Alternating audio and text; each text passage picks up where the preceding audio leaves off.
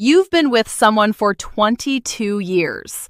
22 years of your life, your 30s, your 40s, your 50s, building something with this person. You finally get married after 11 years of dating. 11 years. And now you're almost 65, you've worked your whole life, raised kids on your own, and you're sitting in your manufactured home watching your husband drive back and forth 20 miles every single day like you two are still in some kind of long-distance situationship from 2003. He eats your food.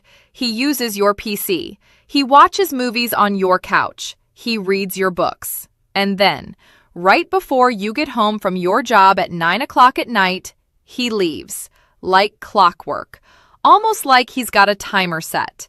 And when you bring up the perfectly reasonable idea of combining households and actually living like a married couple, he gets angry. He shuts it down. He calls you stupid. Here's the thing. This is not just a real estate problem. This is not a who should sell their house problem. This is a control problem disguised as a financial disagreement. And if you don't see that clearly right now, you are going to spend the next 10 years of your life in the same exact limbo, just a decade older and a whole lot more resentful. So today, we are going to break this whole situation down. We're going to talk about what's really happening financially, what's really happening emotionally, and what a smart, self-respecting woman in her 60s actually does when she finds herself here. Because I promise you, there are more people in this exact situation than you think. Hello, I'm Anne. Welcome to my channel. This video is for educational purposes only and does not constitute legal, tax, or financial advice. Let me give you the setup one more time because the details matter. She owns 1 acre of land with a 1,536 square foot manufactured home. He owns 8.5 acres and a 1,250 square foot A-frame. The homes are 20 miles apart. They've been married for over a decade. She still works, gets home at 9 at night. He retired 3 years ago. His big contribution to the household? Occasionally making dinner. Maybe. Her proposal is reasonable, borderline genius actually. Sell both homes, combine the equity, buy something together outright. No mortgage, no debt. A fresh start with a nicer property that belongs to both of them equally. It's the kind of move a financial advisor would applaud. It's the kind of move a loving, committed partner would at least discuss seriously. His response? Anger, deflection. And the kicker? He thinks she should sell her house and put the money into his property. Let's just pause on that for a moment. He wants her to liquidate her asset, inject her equity into his real estate, and what exactly? Live on his terms, in his house, that he controls, while he continues to do whatever he wants, whenever he wants? That's not a marriage proposal. That's a hostile acquisition. Now look, I'm not here to just drag this guy. I want to be real with you because I think the financial piece of this story gets buried under all the emotional noise, and that's actually dangerous. Here's what you need to understand about commingling assets in a marriage, because this is where people get absolutely torched. If she sells her home and puts that money into his property, the one already in his name, the one he bought before they got married, in most states that could still be considered his separate property, depending on how it's titled and how the money is applied.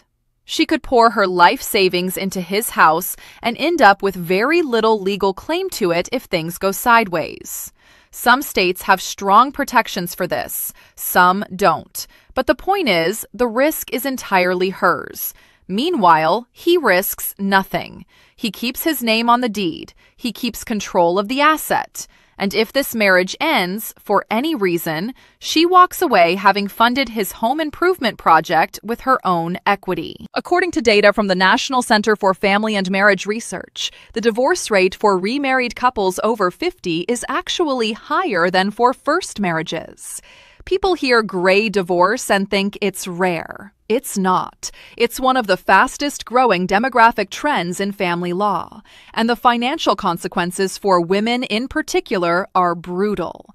A study published in the Journals of Gerontology found that women's household income drops by approximately 45% following a gray divorce, compared to around 21% for men. So no, selling her home and funding his is not a financial plan. It's a financial trap. Now let's talk about the real currency being exchanged in this relationship, because it's not money, it's power. Here's a pattern I want you to recognize, because once you see it, you cannot unsee it. He uses her space but maintains his own. He shows up when it's convenient. He avoids tasks, his elderly mother's errands, picking up his mail, fixing up his property. He deflects every serious conversation with anger. He calls her stupid when she raises legitimate concerns.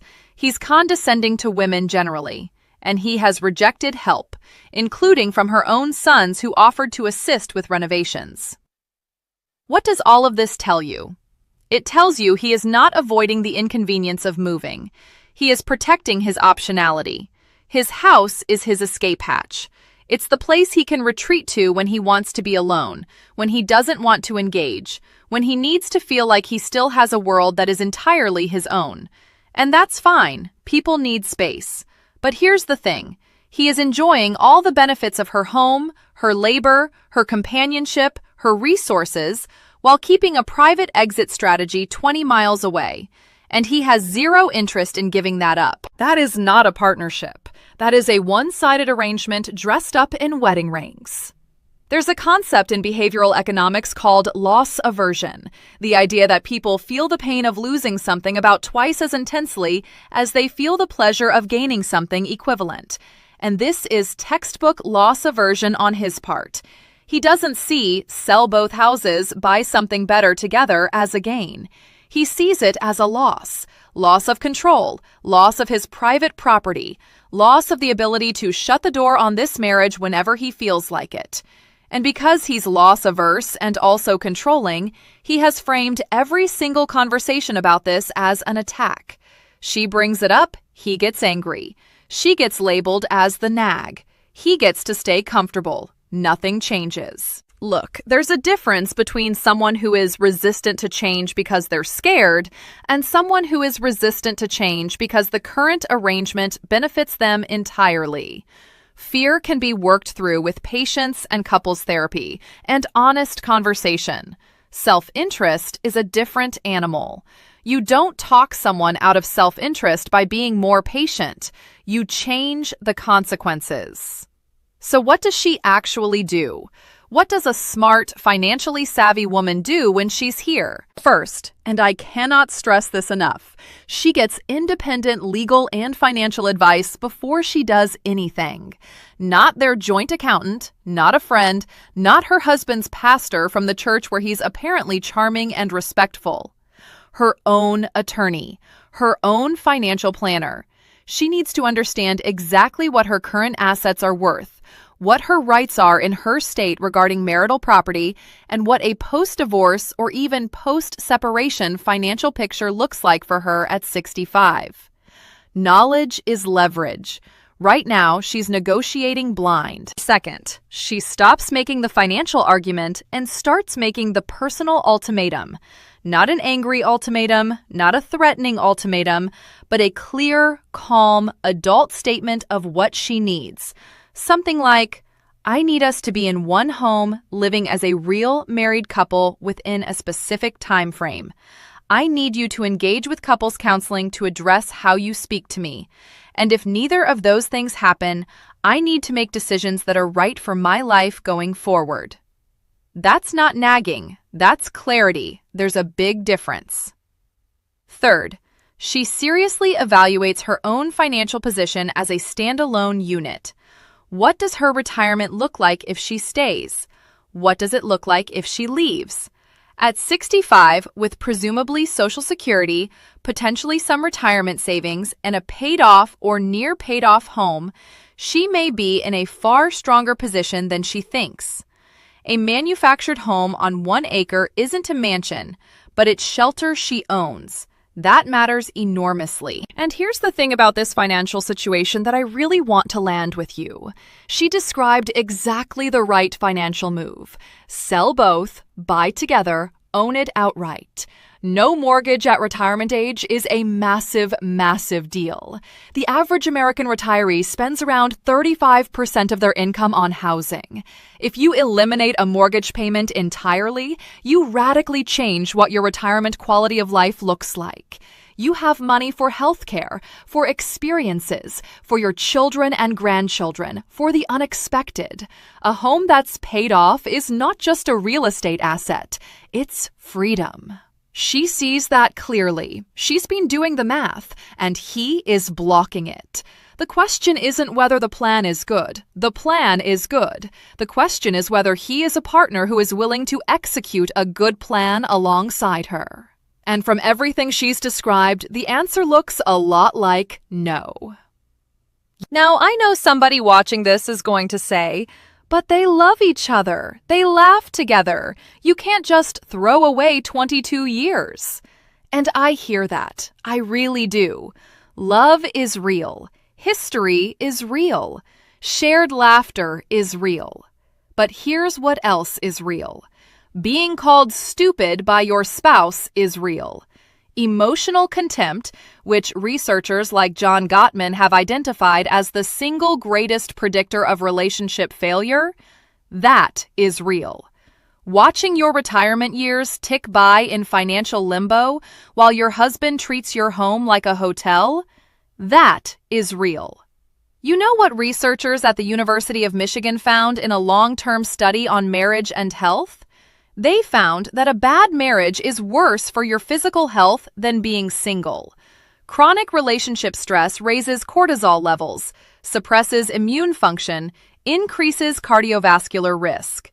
Staying in a miserable marriage isn't just emotionally damaging, it is literally aging her faster. So when people say, don't throw away 22 years, I want to gently reframe that.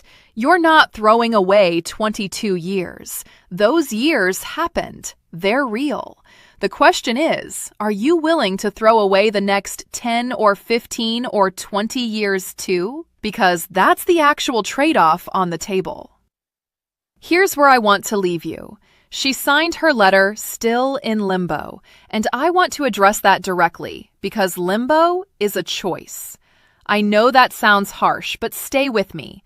Limbo feels like a waiting room, like something external has to change before you can move.